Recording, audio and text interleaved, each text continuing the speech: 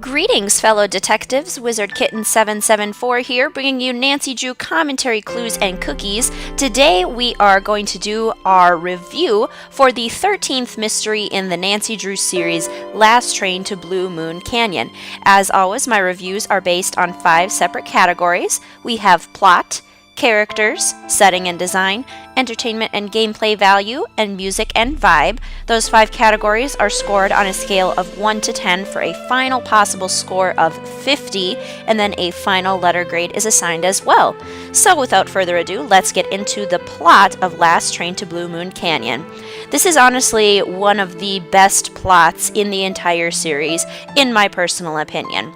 So Nancy and her good friends, Frank and Joe Hardy, who are in this mystery physically for the first time in the entire series. We've talked to them on the phone before, but now they're here physically.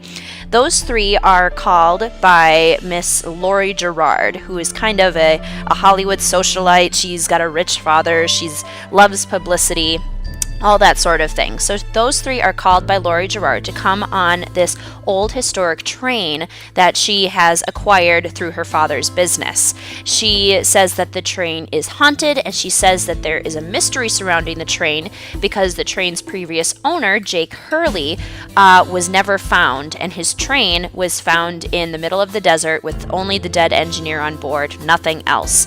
So, and it was kind of rumored that Jake Hurley had found a really lucrative mine somewhere out west, but nobody knew where it was because nobody knew where Jake Hurley died. So she brings in a bunch of people to solve this mystery. Frank and Joe Hardy are there because they are friends. Their dad is a friend of Laurie's dad. Nancy just kind of tags along. And yeah, so then they try to solve this mystery. It's really, really interesting. I feel like the plot is super unique in that we are on a moving train. We aren't in just one location for the majority of the game. We get to go to a bunch of different locations, so it unfolds really nicely. And I think this is what makes the game so special, is that it is one of the only games that has a very logical and a very linear sequence. Everything makes sense along the way. And I like to compare it to a novel unfolding. It feels like you're reading chapters, but it doesn't feel stilted like you're reading chapters. You know, it just feels like everything comes together nicely. It feels like it's got a good flow. And you're learning information in a very logical way so that it becomes very easy for you to start to put together information on your own and kind of solve the mystery in your head before the mystery actually gets solved, which is really a very rewarding experience and something that I really look for in mysteries. In addition to just this overall wonderful major plot, we also have several subplots that are very interesting. You have some conflicts between some of the characters. At one point, something happens to the train and you have to figure out who did that. So there's lots of little subplots that really make the major plot even more deep. So, very impressed with the plot of Last Train to Blue Moon Canyon. I absolutely give it a 10 out of 10.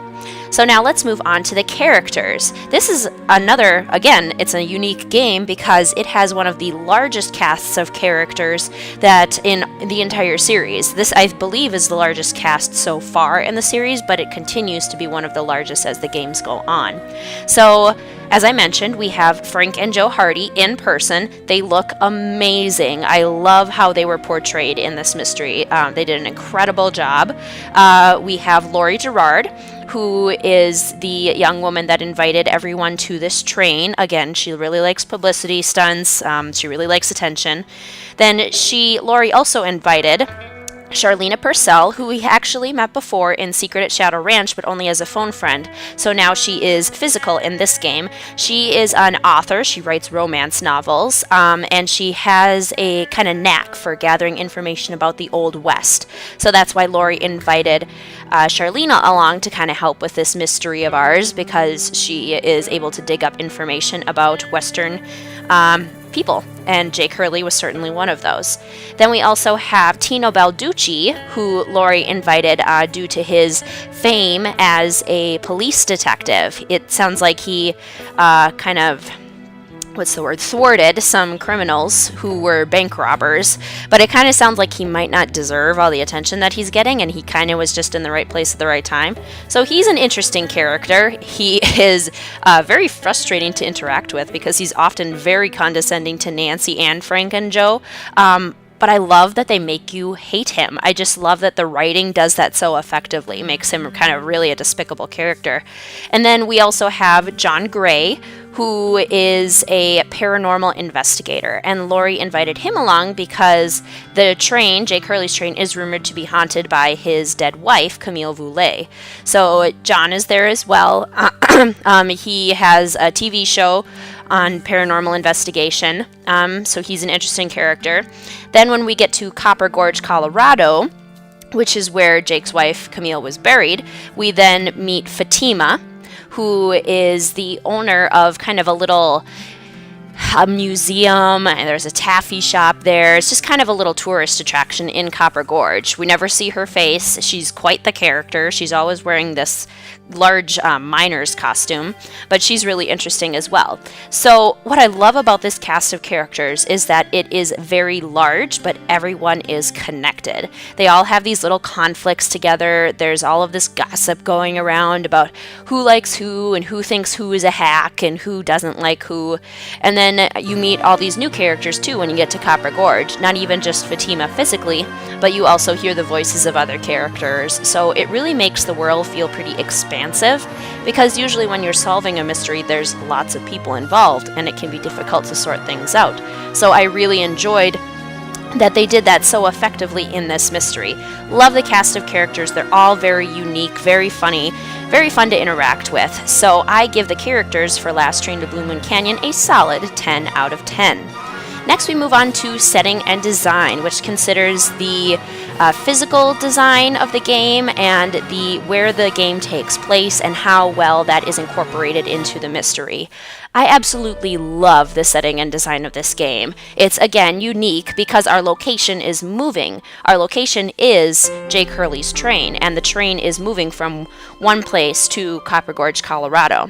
But when you explore the train, it is absolutely exquisite, from the wallpaper, the stained glass windows, the furniture that's been left behind. Laurie says that when she stepped on the train, she was the first one to be on it in over 100 years. So it's really been left in its historical condition, and it's just stunning.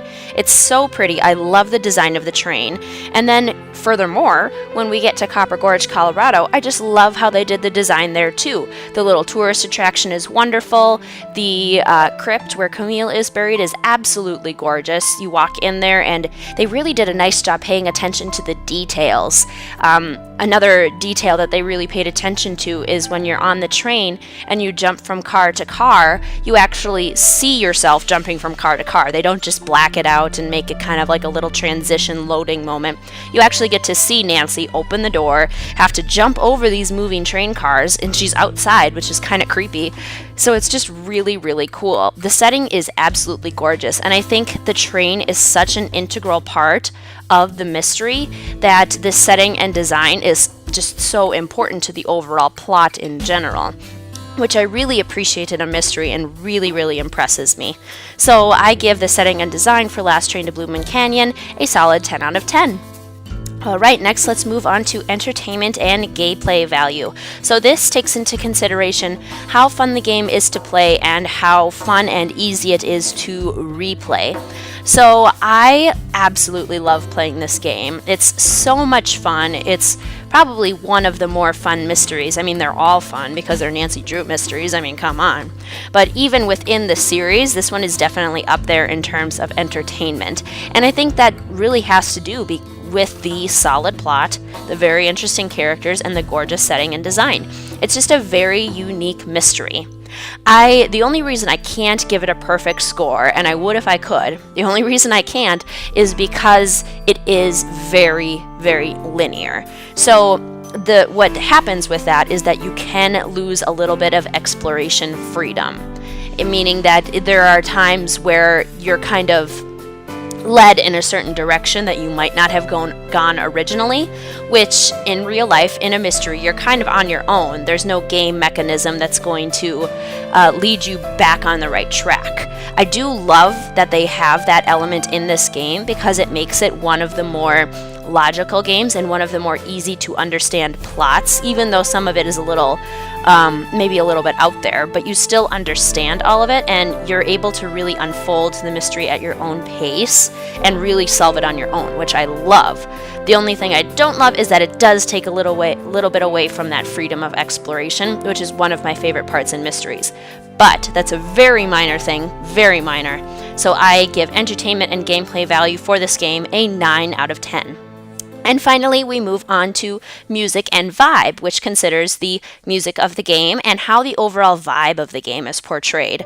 So I love the music and vibe of this game. I'm really a fan of the music in all of the Nancy Drew games, but in this one specifically, they do such a good job of putting in some kind of Western type music, but making it sound more romantic. Because throughout this mystery, we're learning about Jake Hurley, his lost mine, and his wife, Camille Voulet, and how they really were only together for such a short period of time before she passed away.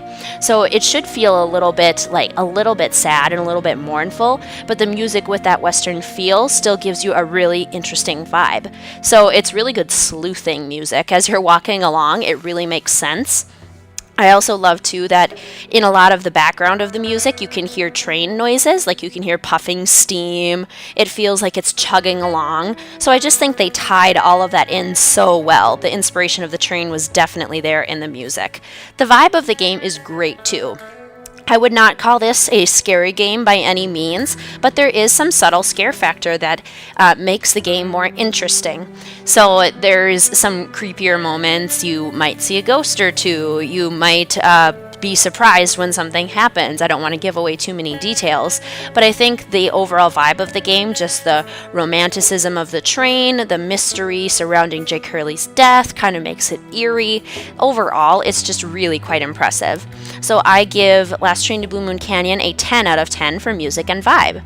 So if we add up all of our scores, we get a 10 for plot, 10 for characters, 10 for setting and design, 9 for entertainment and gameplay value, and 10 for music and vibe, which gives us a total of 49 out of 50 and a final grade of an A.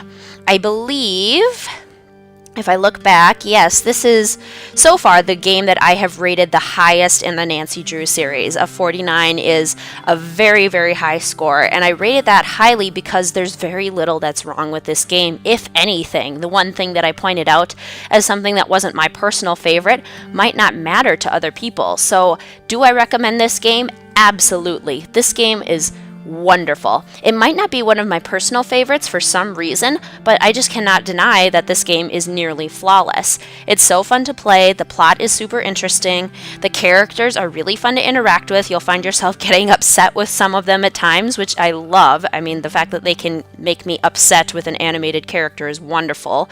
The setting and design is absolutely gorgeous and very unique. So yes, I absolutely recommend this game, Last Train to Blue Moon Canyon.